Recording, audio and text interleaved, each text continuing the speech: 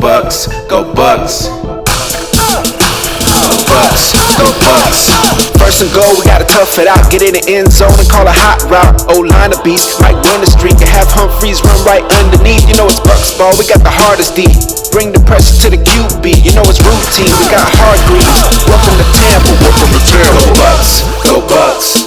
Reppin' for my team. Go Bucks, go Bucks. You know we want the ring. Go Bucks, go Bucks. Welcome to the Bay. Go Bucks, go Bucks. Tune in with Buccaneers play. Bucks back, we can run a talk. Mike Evans looking like Randy Moss. And Jameis making play after play. On the defense, you can't stop Levante. On my boy McCoy, who you can't avoid. At the Raymond James, you about to feel the pain. If you a Bucks fan, make a lot of noise. If you a Bucks fan, make a lot of noise. Bucks, go Bucks. Feel that. Can you feel that thing that's oozing out your doggone hand? That thing is beating your doggone chest right now. Staying on. Give it a minute for everybody to sign in real quick. Got a lot to talk about today.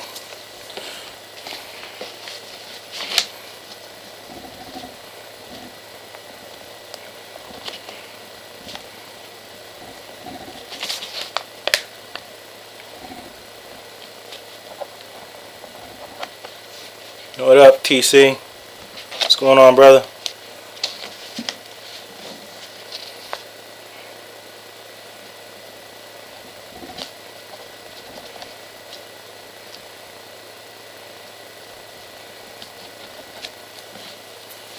Wait for a couple guys to pop in real quick.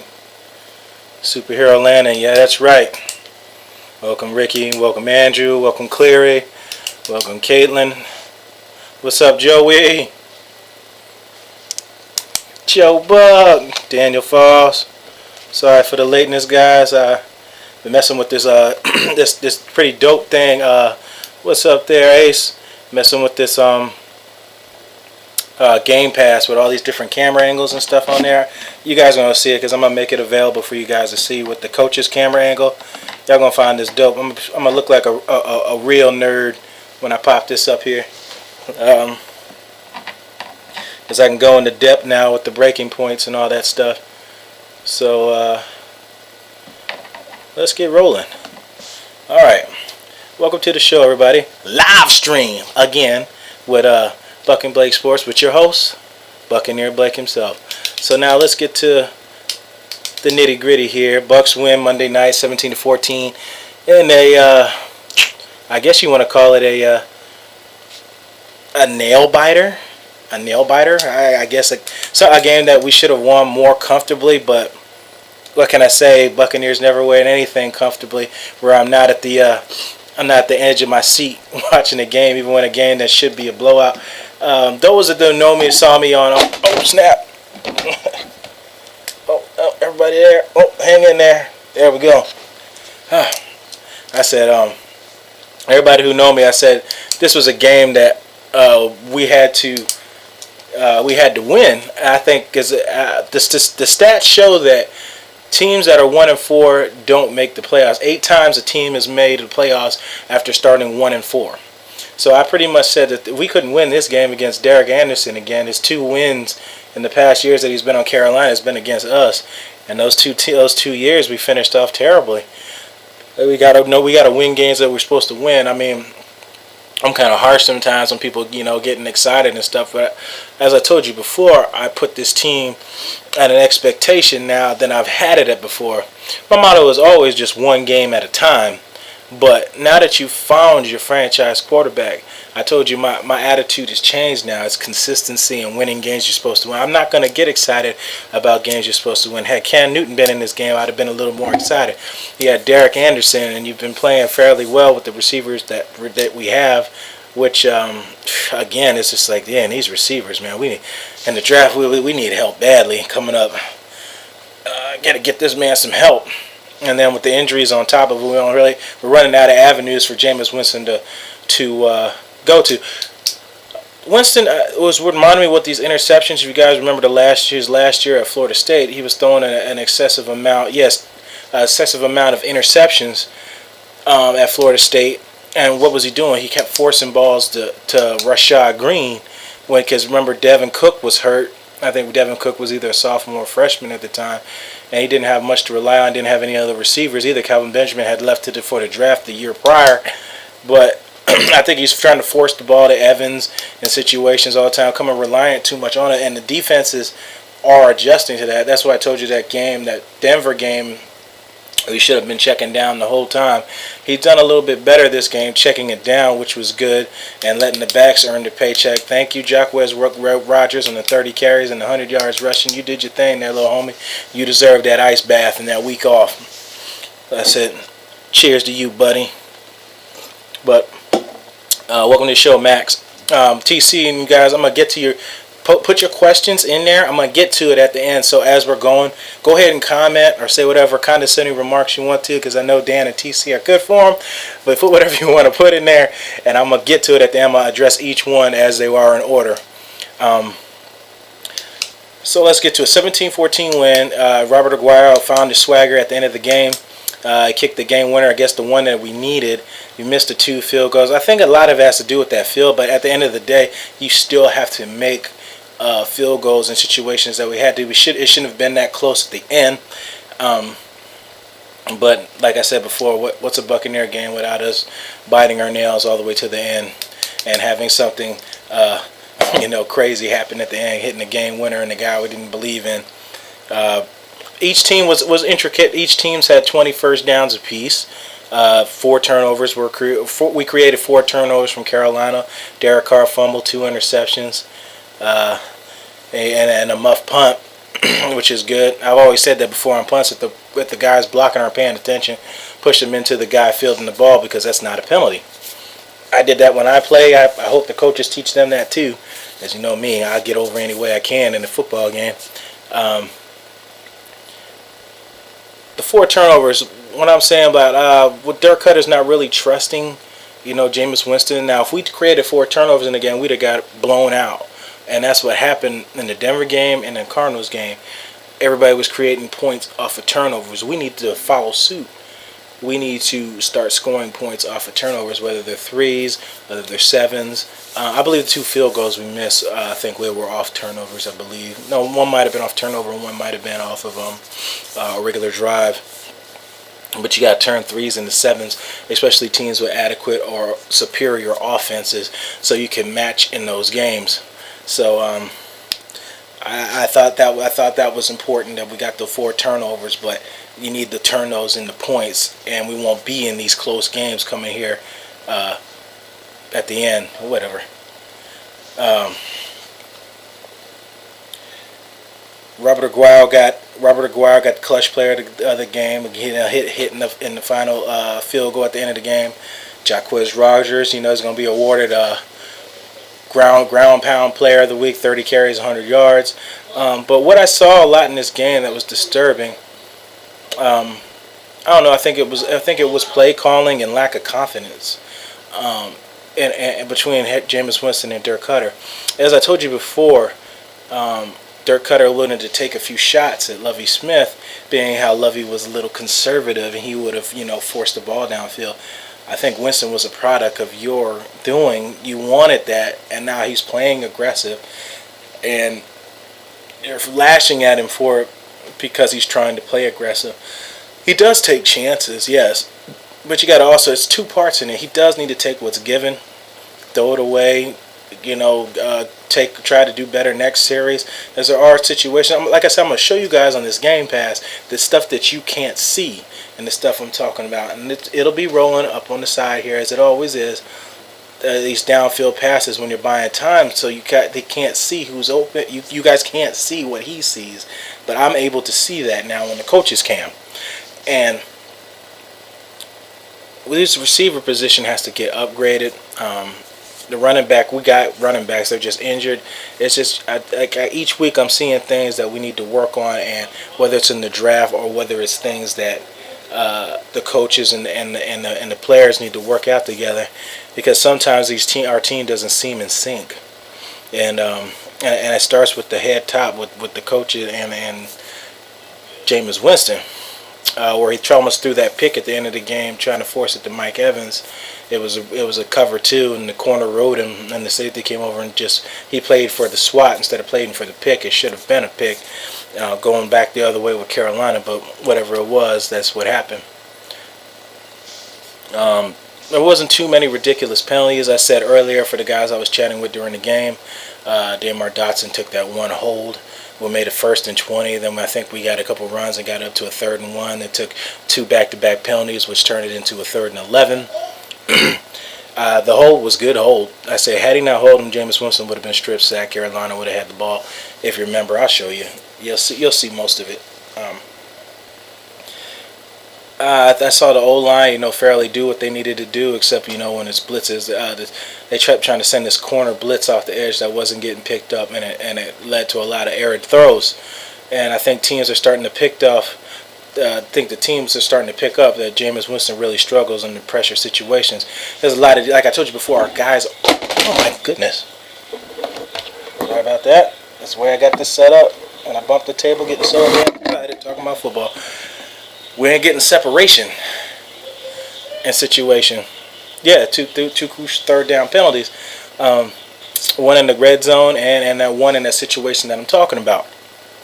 And it almost happened again. We're almost finding ways to lose games. Jameis Winston made that scramble. He tried to make that little jerky spin move, and it popped up and it popped out. Luckily, we recovered it. Like I said, the pick earlier. And turnovers inside the red zone. Yeah, two turnovers in the red zone. I mean, 2 turnovers, two false start penalties in the red zone. I think in a delay a game where we were going to run the ball, and we went from the 1 and went all the way back.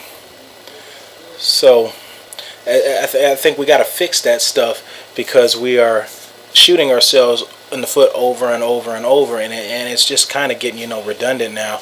Like I said, I kind of mess with my buddies, the Torres brothers, about them always taking shots at Lovie Smith. But, some of the stuff is still transpiring over with Dirk Cutter. That's the same stuff that you're saying.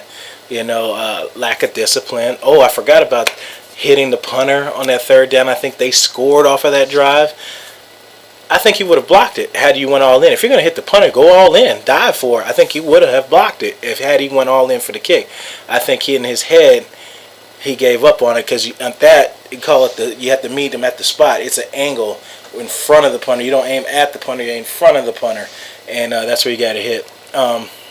Yeah, you guys can hear him. I know he's loud. Chris Conte almost gave up that touchdown to Greg Olsen on a drag play underneath. He was behind coverage badly. The ball was thrown behind Greg Olsen. He almost one-hand catched it. He's still getting beat in coverage. He made a couple big tackles in the game, but he scares me sometimes in coverage and in tackling situation. Bradley McDougald is playing like a madman possessed. Oh man, he's just gonna keep getting better as the year goes on. But let's keep our homegrown guys. Hopefully, keep our guys in home and let the good times roll. Instead of letting people shuffle in and out, keep guys home. Like Bradley McDougald, and try to find a replacement. Keep building their cornerback thing. Oh, speaking of cornerbacks, I kept saying with the Kelvin Benjamin situation, because Vernon Hargraves was covering him. And at the beginning of the game, you saw how he was giving so much cushion at the beginning. He was getting those out routes. He was getting those curls and stuff. I'm just like, Vernon, I said, in your head, eventually, you got to say, he's not faster than me. I can cover him tight. I got worries about being body caught with a high ball. And sure enough, that's where the pick came from. I mean, he must have heard me, because literally he changed his coverage 2 plays, or was it a play later? He got on Kelvin Benjamin and popped the ball out, and it became a pick. It's just, he's not beating you. I said this too. I said with Carolina, I said watch Carolina's offense be mad different because Kelvin Benjamin come back. And being you had all these deep threat receivers, and now you got a slow Kelvin Benjamin, which to me, he don't look the same. I think he's picking up weight as well. He's gonna be a tight end pretty soon. Because he's just a big guy. I think he'll turn into a tight end. That's what Greg Olsen was when he went to Miami. He was a receiver, then changed to tight end when he got there, because your height and your speed and your weight. Everybody can't maintain weight when you're that massive of a man. It happens. It just happens. It's genetics. There's nothing you could do about it. No, Sabby. Like I said, I'll get to that. I thought that would happen with Carolina once Kelvin Benjamin came back. You didn't have to focus on trying to get him the ball once you had a plethora of receivers that were adequate enough to work in the system that you had. And now Carolina and Cam Newton, I think, is still suffering concussion protocol from the first game where he was getting beaten, battered, and bruised from the Broncos game. That some of those calls should have been calls, but a lot of black QBs don't get those calls. I watched a lot of those from Teddy Bridgewater, Russell Wilson's, and stuff like that. Had they hit Peyton Manning or Tom Brady, some of those calls would have went through. But here I say, I don't know. I don't know if it's something they just missed, or is it something that, some type of scandal. I take those things just at face value for what it is. It's just something I've noticed. I'm not going to make outlandish remarks when I have no facts to back up of what I just said. This stuff I've seen, and I just found it interesting. But let me before I ramble on and get to you guys' Q&A, let me get to the breaking point. The breaking point in the game was the stupid behind throw that Jameis Winston would have probably thrown and tried to force, but this game he had a leash on him, was the pass in the end zone that was picked up by Brent Grimes in double coverage on Greg Olsen. You had no business throwing that ball, Derek Anderson. No business throwing that ball. Double coverage with Brent Grimes and Bradley McDougall over top.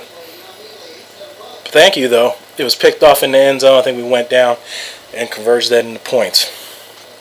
And that touchdown would have probably changed the aspect of the game as well. But right now, I got that's pretty much it in the game. It's like I said before, it was a game we shouldn't even been close. I'm not too excited about it. You should win games you're supposed to win. And we almost blew that, and would have blown the season. Like I said before, right now the season is saved. We're going to play San Francisco in 2 weeks, and they're kind of all over the place. Another game that we should win. So, like I said, I'll see where it goes from there. We'll be back at 500. But now I'm going to go into the Q&A now, and I'm going to scroll down from each question now.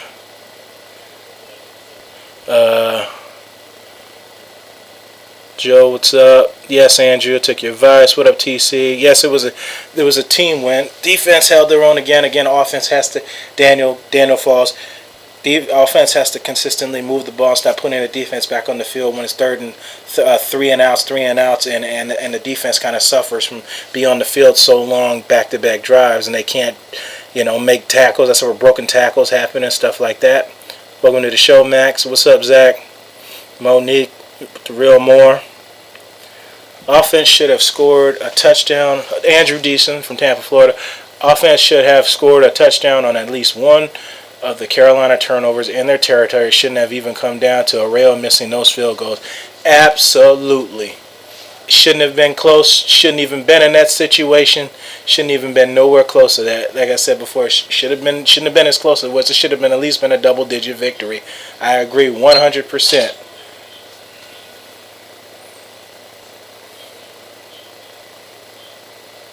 Two third down penalties, yes.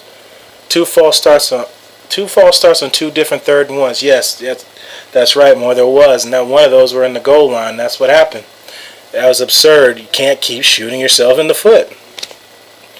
And one roughing the punter, which I believe resulted in a Carolina touchdown a few plays later. Yep, I brought that up. Absolutely.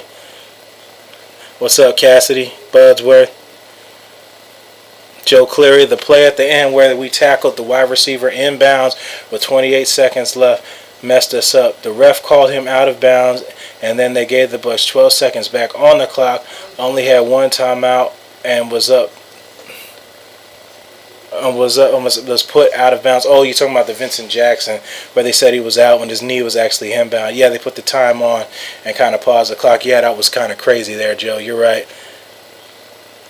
Conte is the second coming of Savvy. Only difference, Savvy is the only guy I know that'll be at a game and beat me to the club. Let me say that again. At an away game and beat me to the club.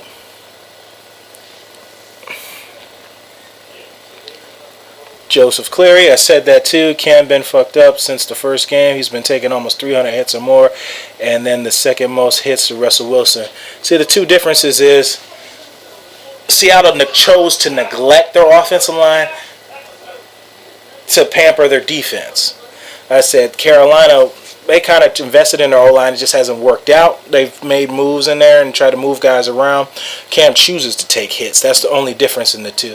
Cam chooses to take hits. Ron Rivera is calling QB dives, QB sweeps, and stuff like that, and forcing Cam to get hit. That's the two differences in the two. Russell just has to buy time because the line is that awful.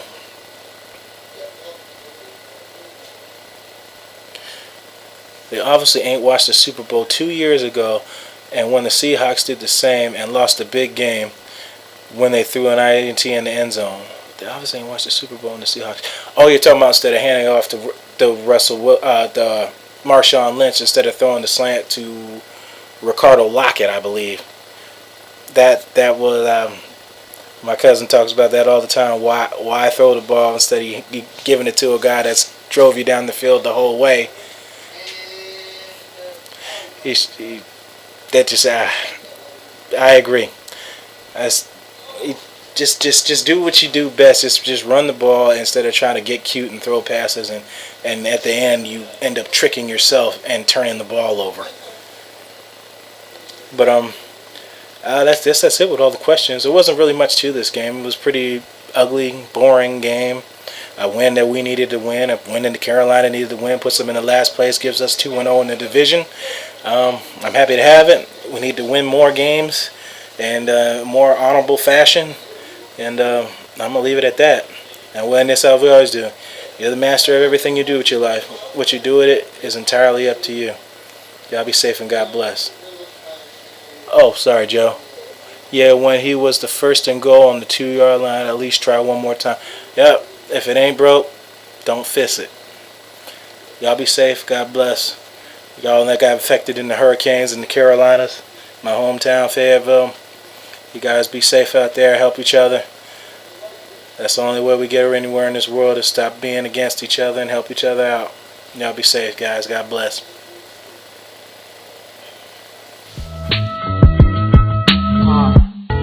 And we still East Coast. Yeah. Whoa. You already know it's recording this bitch. This Snoop boy scaring niggas like a Ouija board. Seeing is believing, honestly, I can't see you boys. Best to debate, I roll up and blow my verses away. They wanna know how I do it, they've been lurking for days. Still haven't figured a nigga out. Smoking out on the couch with real niggas, man, I feel like a scout. Cause all I do is trap bitches, train them up for you niggas. They come back every day and say they done with you niggas. I talk a lot of shit, but mean it in the best way. I don't fuck with you niggas, I read you like an x-ray. I can see a lot of bitch in you from your display. Watch the nuke drop from above versus DK. The body like Miley Cyrus, no body's a zombie virus. Mind you, I'm just a pirate, smoking get high like pilots. Man, a couple grand, I bury them in the sand. Son of Saddam, I'm bombing on niggas like it's Iran. Swoosh, yeah. I feel like Nike gave me a deal. I'm on the road, just cruising like 4 wheels. I'm a flywheel made of indestructible steel. My power can't be controlled. I'm undertaking your soul. My chokehold sick like catching a cold. Got that medication, good weed, will redefine gravitation. OG, I take off with no hesitation. I'm stacking up while you hating. And most women love me like fornication. I feel I'm real. I was on 22nd and late with the spill and some old. Sorry, cops had to go. 40 seconds later, niggas rolled up, said you know. Snub nose to my dome, I was sweating the cold. Damn. I lost all my shit. My girl said get a grip, I lost all my grip. No hooks, nigga, look, if you leave your shit, I'ma take what you left, my 16s or this. It don't take much just to get your chick to strip, but that's another story. Had her on them blues, now I call her Dory. I'm on the corner with a 40 in a new category, it's new. Blow up the city and rebuild it. TV fitted, you know I killed it. Saw the house, the shit just got real and we just filmed it.